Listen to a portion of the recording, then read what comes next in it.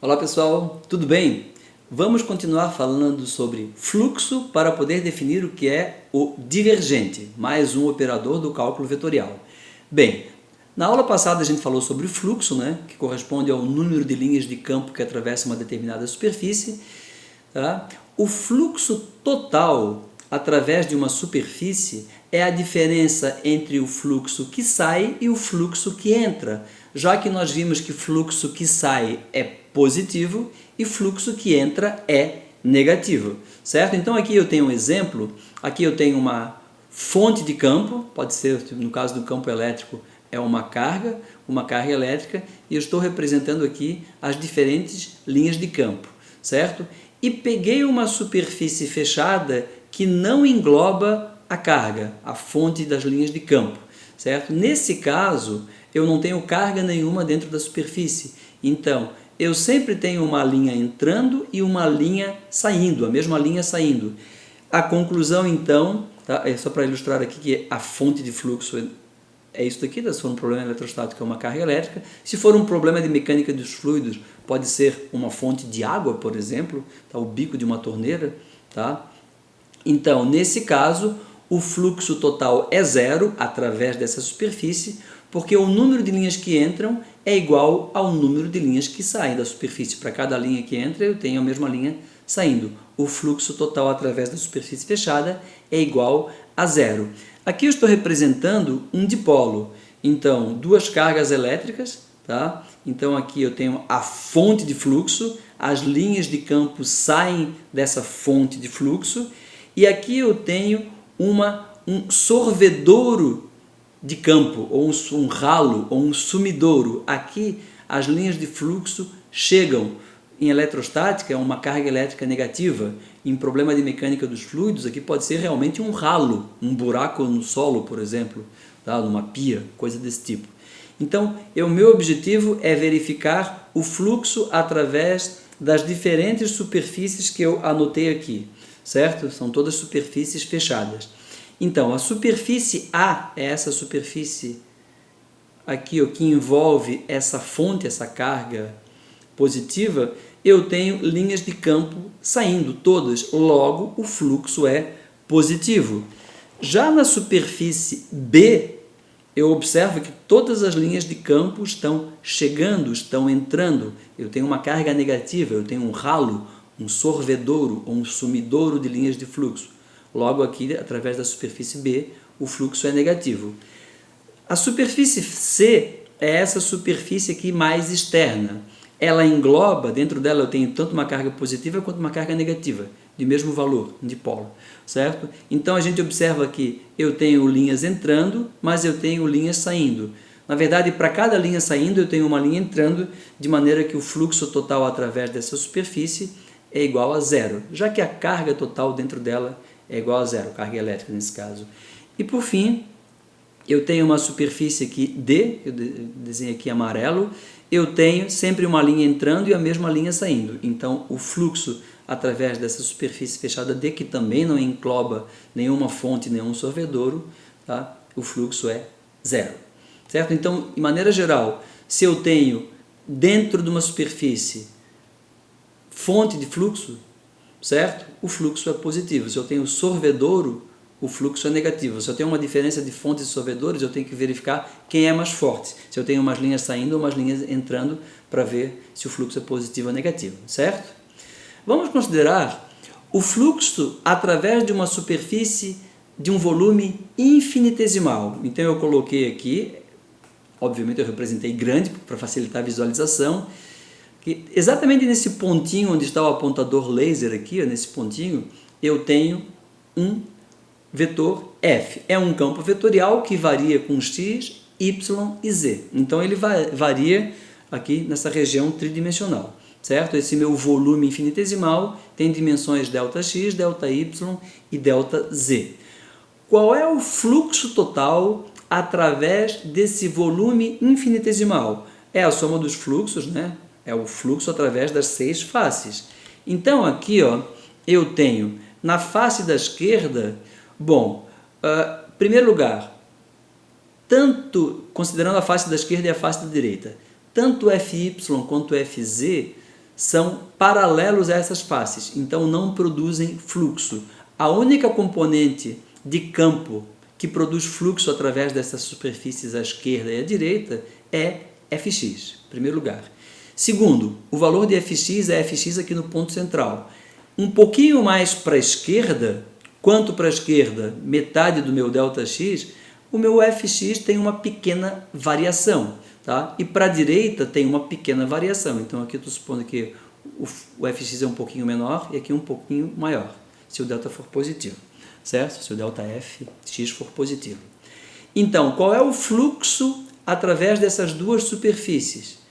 Ora, na superfície da direita, o meu fluxo, minha linha de campo, meu vetor está saindo, então é positivo. Então, e ainda é perpendicular.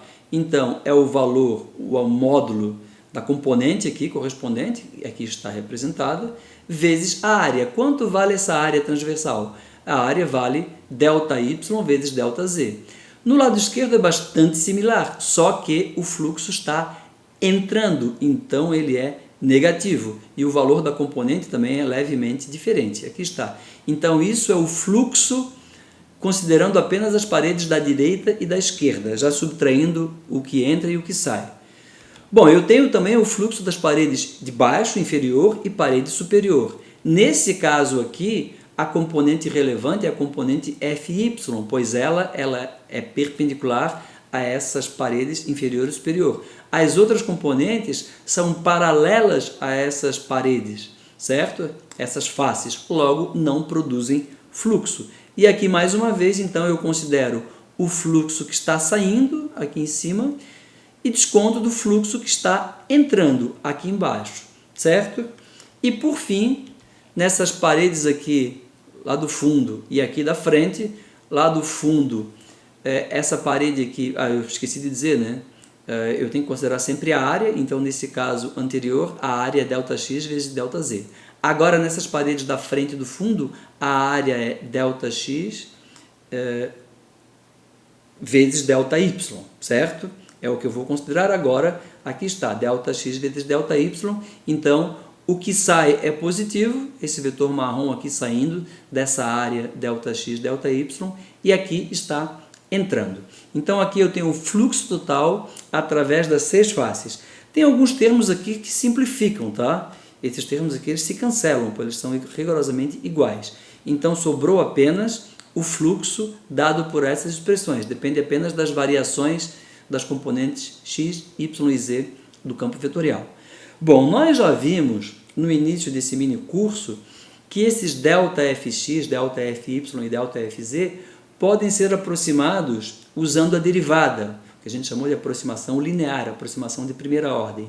Então, ΔFx é aproximadamente igual a ΔFx ΔX, derivada parcial da componente em relação a x, vezes o tamanho, o espaço por onde ela está variando, que é ΔX, certo? Idem para as outras. Então, substituindo as expressões da aproximação linear na equação de baixo, eu tenho o fluxo aproximado. Por que aproximado? Porque essa aproximação aqui ela só é estritamente correta quando ΔY, ΔZ e ΔX são muito pequenos, tendem a zero. Tá certo? Então aqui eu repito, né, a mesma equação, esse fluxo. Na verdade, esse fluxo aqui é o fluxo através da superfície fechada infinitesimal. Então seria, na verdade, um fluxo infinitesimal também. Tá? Eu não me preocupei com isso por enquanto. E aqui está.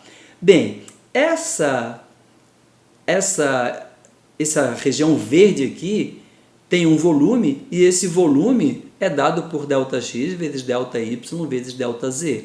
Portanto, o fluxo por unidade de volume, tanto o fluxo quanto o volume são ambos infinitesimais, dividindo aqui, eu tenho essa soma de derivadas parciais. Fluxo por unidade de volume, certo? Bom, para obter o fluxo por unidade de volume num ponto, eu tenho que fazer o volume tender a zero. Mais forte do que isso, eu tenho que fazer ΔX, ΔY e ΔZ, todos tenderem a zero, de maneira que essa superfície acabe convergindo para esse pequeno ponto. Nesse caso, eu vou ter então o limite de fluxo por volume quando o volume tende a zero. Isso é uma igualdade e resulta igual à soma dessas derivadas parciais, tá certo? E essa grandeza, fluxo por unidade de volume num ponto, é justamente o divergente desse campo vetorial, certo? Então, o divergente de um campo vetorial é o fluxo por unidade de volume quando o volume tende a zero. É a taxa de variação do fluxo num ponto, em torno de um ponto. Tá? O divergente de um campo vetorial é igual ao fluxo por unidade de volume em cada ponto, certo? Como o fluxo é escalar, o divergente é um operador que se aplica num vetor e resulta num escalar, tá? Então, divergente de um campo vetorial. Então, o divergente de f, div_f, é dado pela soma dessas derivadas parciais, das componentes do meu campo vetorial considerado, certo? Usando o operador nabla, que nós já definimos anteriormente, aqui está o operador nabla, tá? É simplesmente um operador, eu posso enxergar o divergente como sendo o produto escalar do operador nabla pelo meu campo vetorial f. E aqui está. Então, são duas maneiras bastante usuais de representar o divergente, através das três letrinhas, div, ou do produto escalar com o operador nabla. Tá? As duas são usadas. O operador nabla, na verdade, ele só é uma definição matemática que estritamente só deveria ser válida em coordenadas cartesianas, mas ele acaba sendo extrapolado também para outros sistemas de coordenadas.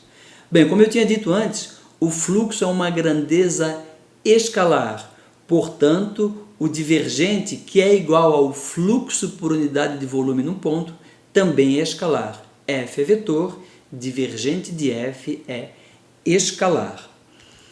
Aqui eu tenho uma representação de linhas de campo com algumas fontes de campo, sinal de mais, e um sorvedouro de campo, um sinal de menos. Tá? Então, a divergência de um campo vetorial num ponto indica a existência de fontes ou sorvedouros desse campo no ponto. Então, vou ser mais específico aqui, ó, no ponto P1. O ponto P1, eu estou supondo que essa fonte aqui ela é infinitesimal, então P1 aqui é uma superfície fechada infinitesimal ao redor dessa fonte. Nesse ponto, nessa superfície, eu tenho uma linha saindo, portanto, o divergente é positivo, já que o fluxo é positivo. Então, existe um fluxo para o exterior do volume diferencial ao redor desse ponto considerado P1, indicando a presença de uma fonte de linhas de campo no ponto. Então, se o fluxo é positivo, é porque alguma coisa gerou essas linhas de campo, certo? Então, é uma fonte. No ponto P1 eu tenho uma fonte, logo o divergente é positivo. No ponto P2, eu tenho um sorvedouro, um ralo de fluxo. Eu tenho uma linha chegando. Então, o fluxo através dessa superfície fechada infinitesimal é negativo. E o divergente, que é fluxo por unidade de volume, é negativo. Então, no ponto P2, existe um fluxo para o interior do volume diferencial considerado, indicando a presença de um sorvedouro, de um ralo de linhas de campo nesse ponto. E finalmente, aqui no ponto, aqui também eu tenho mais uma fonte, aqui uma outra fonte, eu não me preocupei com esses que são iguais ao P1, certo? Já no ponto P3, eu tenho uma linha que chega e uma linha que sai. Logo, o fluxo é igual a zero, portanto, o divergente é igual a zero. Então, no ponto P3, o fluxo que entra é igual ao fluxo que sai do volume diferencial, indicando a conservação ou a continuidade das linhas de campo nesse ponto.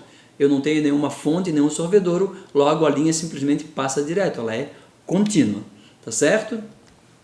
Aqui eu tenho uma ilustração considerando um domínio 2D, então o meu domínio está delimitado por esse retângulo em branco aqui. Eu tenho, tudo isso aqui é a minha região de interesse. Aqui, ó, ao redor desse ponto, eu tenho água jorrando. Bom, ela está vindo de fora do domínio, não interessa, está caindo aqui. Então aqui nessa região eu tenho um divergente positivo. Essa água escoa aqui, nesse fluido escoa, aqui ó, através dessa outra superfície, é em 2D, então a superfície na verdade está representada como uma linha, tá? Eu tenho um ralo, o fluxo está saindo do meu domínio através dessa linha vermelha. Então aqui eu tenho um divergente negativo. Já nesse outro ponto, todo fluxo que entra é igual ao fluido que sai. Então o fluxo que entra é igual ao fluxo que sai, eu tenho continuidade das linhas de campo aqui e eu tenho, portanto, um divergente igual a zero, certo? Então, divergente está associado a fluxo por unidade de volume. Se o divergente é positivo, é porque eu tenho uma fonte de fluxo. Se o divergente é negativo, eu tenho um ralo, um sorvedouro ou um sumidouro de fluxo. Se o divergente é igual a zero, porque as linhas que entram são iguais às linhas que saem, eu tenho uma continuidade, certo? O que é um campo solenoidal? Um campo solenoidal, também conhecido como campo incompressível, é um campo vetorial com divergência nula em todos os pontos. Então aqui, se o meu campo tem divergência igual a zero, eu posso dizer que é um campo solenoidal ou incompressível. Esse termo solenoidal vem do eletromagnetismo associado ao campo magnético, incompressível vem da mecânica dos fluidos, de um fluido que não pode ser comprimido. Tá? Então, nesse caso, esse campo vetorial ele tem linhas que são contínuas, elas não têm começo nem fim no domínio considerado. Então aqui um exemplo do campo magnético, nesse caso gerado por um ímã permanente, os polos norte e sul. Então as linhas de campo magnético são sempre linhas fechadas, sempre, em qualquer circunstância, linhas de campo magnético são linhas fechadas. Não existem monopolos magnéticos isolados. Então, fora do ímã, elas saem do polo norte e chegam no polo sul. Dentro do ímã é o contrário, certo? Como essas linhas são fechadas, qualquer superfície fechada que eu coloque, eu sempre vou ter o mesmo número de linhas entrando por um lado e saindo por outro. Tá? Em qualquer situação, o número de linhas que entra é igual ao número de linhas que sai. Logo, o fluxo é zero, na verdade, o divergente é igual a zero. O campo magnético é um campo solenoidal. Aqui eu tenho um campo magnético gerado por uma corrente elétrica, segue a regra da mão direita, corrente no sentido, o campo magnético gira no sentido da regra dos dedos da mão direita. Também linhas fechadas, então peguei aqui uma região, uma superfície, se fosse em 3D, né? Em 2D é só uma linha, eu tenho 3 linhas entrando e 3 linhas saindo. Qualquer superfície fechada que eu coloque aqui, nesse caso, qualquer linha fechada que eu coloque aqui, eu vou ter sempre fluxo entrando igual ao fluxo que sai. Isso é característica do campo magnético, já que as linhas são fechadas, é um campo solenoidal. Tá? Aqui um exemplo de mecânica dos fluidos, o campo de velocidade do fluxo de um fluido incompressível. Então aqui eu tenho uma vista superior do fluxo de água contornando um cilindro. Então aqui está o cilindro, né? Então está no plano da tela, mas esse cilindro aqui só estou representando a seção transversal. As setinhas em amarelo aqui, amarelo esverdeado, representam o vetor velocidade do fluxo de água e tenho também aqui algumas linhas de campo, tá certo? Nesse caso, em todo o domínio, o divergente igual a zero. Por quê? Porque não existe nenhuma fonte, nenhum sorvedouro de fluxo aqui dentro do domínio considerado. Aqui tem uma animação que dá para ver melhor aqui, é a mesma, rigorosamente a mesma coisa. Então eu tenho as linhas de campo, certo? As linhas são todas contínuas porque eu não tenho fonte nem sorvedouro. Nesse caso, é um fluido incompressível, o campo é solenoidal, certo? Na próxima aula, a gente vai ver alguns exercícios numéricos e vamos falar sobre o teorema da divergência, ou o teorema de Gauss, que é bastante importante nesse contexto aqui. Tá bom, pessoal? Até lá então!